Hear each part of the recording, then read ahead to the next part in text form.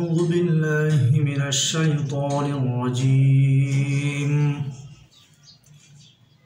سورة الناس مكية এখানে সূরা নাস মক্কা অবতীর্ণ হয়েছে এই জন্য সূরাটা মাক্কিয়া লেখা হয়েছে অর্থাৎ সূরাটা মাক্কি বিসমিল্লাহির রহমানির রহিম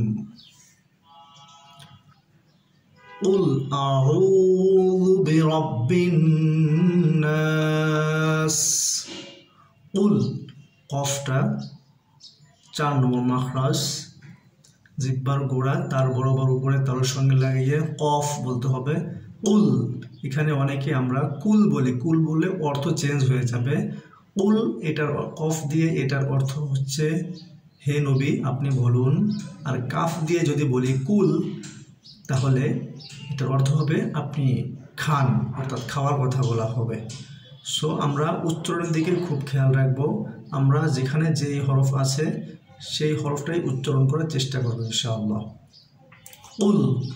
কুল আউযু বি আ হামজা 1 নম্বর মাখরাজ হলকে শুরু হইতে হামজা হা আউ আইন ওয়া পেশ 2 নম্বর মাখরাজ হলকের মধ্যখান হইতে কুল আউযু জালটা বলার সময় আমরা জু যেন না হয়ে যায় জিমের মতো উচ্চারণ না হয়ে যায় এই বিষয়টা খেয়াল রাখবো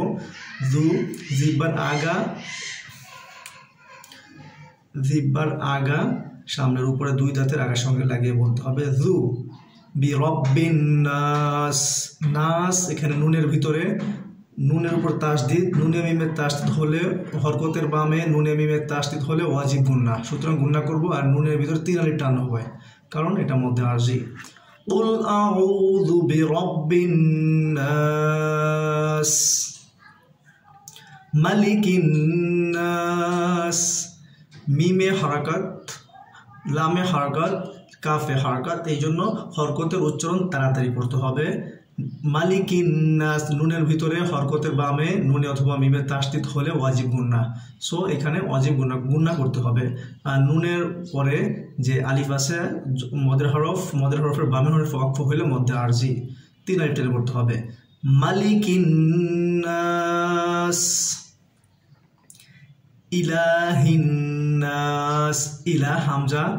এটা হরকত তাড়াতাড়ি করতে হবে লা মধ্যে তবাই খারা জবর খারাজের উল্টো পেশ হলে মধ্যে তবাই 1 আলিফ টেনে পড়তে হবে হিন্নাস হিন্নাস এখানে হিনা বলি এটা 1 নম্বর মাখরাজ হলকে শুরু হতে আর হামজা আর হা হলকে শুরু হতে উচ্চারণ হবে নুনের ভিতরে ওয়াজিব গুন্না আর এখানে 3 আলিফ টেনে পড়তে হবে মদের হরফের বামের হরফে ওয়াকফ হয়েছে নুনের জবরের বাম পাশে খালি আলিফ মদের হরফের বামের হরফে সিনে ওয়াকফ হয়েছে এই কারণে এখানে 3 আলিফ টেনে পড়তে হবে এটা মধ্যে আরজি ইলাহিন নাস মিন শাররিল মিন এখানে মিনের মধ্যে নুনের ভিতরে গুন্না হবে ইকফা গুন্না কারণ ইকফার হরফ শিন আসছে শাররিল এখানে রটা বারিক হবে পাতলা হবে কারণ আমি গত ক্লাসে বলেছি যে রয়ে মুশাদ্দাদ অর্থাৎ তাসদিদুল্লাহ রয়ে যদি জের হয় তাহলে রটা পাতলা হবে যদি তাসদিদুল্লাহ রয়ে জবর হয় সেই অনুযায়ী জটা পুর হবে মিন শাররিল ওয়াসওয়াসিল ওয়াওটা উচ্চারণের সময় ঠোঁটটা গোল হবে ওয়াসিল খন্নাস খন্নাস এখানেও ওয়াজিব গুন্না খরের ভিতরে আর আমরা খকে এখানে অনেকবার খান্নাস বলি তো এটা আমাদের ভুল উচ্চারণ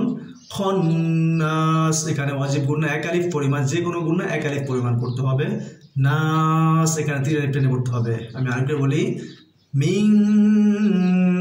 শাররিল ওয়াসওয়াসিল খন্নাস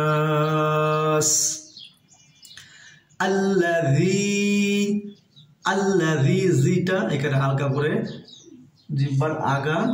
সামনের উপরে 2 দাঁতের আগার সঙ্গে লাগিয়ে বলতে হবে আল্লাযী 1 আলিফ টান কারণ জেরের বাম পাশে জজম ওয়ালা ইয়া হলে মদের হরফ মদের হরফ হলে 1 আলিফ টেনে পড়তে হবে আল্লাযী ইউওয়াসউইসু এখানে ইউওয়াস কেউ কেউ বলে ইসু কেউ কেউ বলে বিসু হ্যাঁ, এটা আমরা খেয়াল রাখবো। ওয়াওটা উচ্চারণ করতে হবে ঠোঁট গোল করে, ওয়াও যেন ওয়ে, সেই হিসাবে আমরা সঠিক উচ্চারণ করে যেভাবে বলি ওটাই উচ্চারণ হবে। আমরা খেয়াল রাখবো কেউ যেন ভি আর ই না বলি, হামজাদি না বলি, আর ইংরেজি যে লেটার আছে ভি, ওই ভিটা না বলি। আল্লাযী ইউওয়াসউইসু ফি সুদুরিন নাস। ফি এখানে জেরের বাম পাশে জজম ওয়ালাইয়া মাদের হরফ এক আলিফ টেনে পড়তে হবে। সুদুরিন নাস, সদ সিন ঝা, এই তিনটা হরফ একই জায়গা থেকে উচ্চারণ হয়, মাখরাজ একই জায়গা থেকে, সদ সিন ঝা। সুতরাং সুদ ফি সুদুরিন নাস, সুদু এখানে দালে এক আলিফ টেনে পড়তে হবে। মদের হরফ পেশের বাম পাশে জজমলা ওয়াও মদের হরফ হইলে এক আলিফ টেনে পড়তে হয়। রিন নাস মধ্যে তো ভাই রিন, এখানে নুনের উপরে তাসদিদ আছে, নুনে মুসাদ্দাদ, হরকতের বামে নুনে অথবা মিমে তাসদিদ হলে ওয়াজিব গুন্না। সুতরাং আমরা এখানে ওয়াজিব গুন্না করব সুদুরিন নাস। আর নুনের ভিতরে যেহেতু নুনের উপরে জবরের বাম পাশে এক আলিফ খালি আলিফ, আর আমরা জানি জবরের বাম পাশে খালি আলিফ হলে এক আলিফ টেনে পড়তে হয়। এবং এটা মদের হরফ, মদের তবাইয়ের যে মদের হরফটা আছে, মদের হরফের বামের হরফে যখন ওয়াকফ করব তখন এটাকে আমরা 3 আলিফ টেনে বলবো, অর্থাৎ এটা তখন মধ্যে আরজি হয়ে যাবে, মধ্যে তবাই থাকবে না। আল্লাযী ইউওয়াসউইসু ফি সুদুরিন নাস মিনাল জিন্নাতি ওয়ান নাস। মিনাল, মিমটা হরকতের উচ্চারণ তাড়াতাড়ি করতে হবে। নাল, জিন্নাতি, জিমের নিচে হরকত, নুনের উপরে তাসদিদ আছে, আমরা জানি এখানে ওয়াজিব গুন্না হবে, কারণ হরকতের বামে নুনে তাসদিদ। মিনাল জিন্নাতি ওয়ান নাস, এখানেও একই রকম নুনের উপরে নুনেতে ওয়াজিব গুন্না হবে এবং এখানে 3 আলিফ টেনে পড়তে হবে, কারণ এটা মধ্যে আরজি। আমরা শুরু থেকে আরেকবার বলি, একটু আপনারা যারা মিলাতে চাচ্ছেন আমার সাথে আপনার পড়াটা মিলিয়ে দেখবেন আপনারটা কতটুকু সঠিক আছে ইনশাআল্লাহ। আউযু বিল্লাহি মিনাশ শাইতানির রাজীম, বিসমিল্লাহির রহমানির রহিম। কুল আউযু বিরাব্বিন নাস মালিকিন নাস ইলাহিন